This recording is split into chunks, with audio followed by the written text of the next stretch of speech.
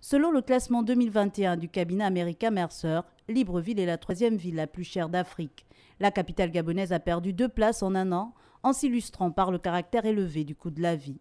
Le logement, les transports et l'alimentation sont autant de critères qui sous-tendent ce classement. Concernant l'alimentation en particulier, les populations crient à l'aide, mais un cri qui semble tomber dans des oreilles de sourds. Chaque jour, les prix connaissent une flambée qui alourdit le panier de la ménagère. Le bidon d'huile est par exemple passé de 4 500 à 7 000 francs CFA. Le carton de cuisses de poulet que l'on pouvait retrouver à 8 500 est désormais à 11 000 voire 12 000 francs. Et si vous faites un tour du côté des marchés de Montbouet ou de Quimbo, ne soyez pas étonnés de retrouver le tas de 3 sardines fumées à 500 francs CFA. Et ce ne sont que quelques exemples parmi tant d'autres.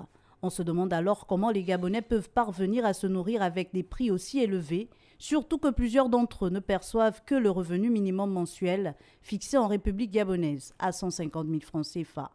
Dans ce contexte, plusieurs hypothèses fusent. La plus évidente est celle selon laquelle chaque opérateur y va de son bon vouloir sur le prix à afficher en surface. Mais quand on les pointe du doigt, les opérateurs n'hésitent pas à se dédouaner en briguant les fortes pressions fiscales. Mais sur ce sujet précis, on a souvenance que le gouvernement a pris la décision en juillet dernier de revoir à la baisse les frais de passage portuaire de 29%, ce qui visait à faire baisser le coût des produits importés et surtout ceux de première nécessité, mais rien n'y fait.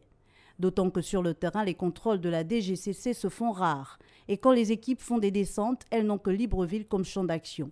Mais quid de l'intérieur du pays? Mieux, quand vous appelez le 80-425 numéro vert dédié aux plaintes contre la vie chère, il sonne libre. À qui profite finalement la hausse des prix quand personne ne veut assumer la responsabilité?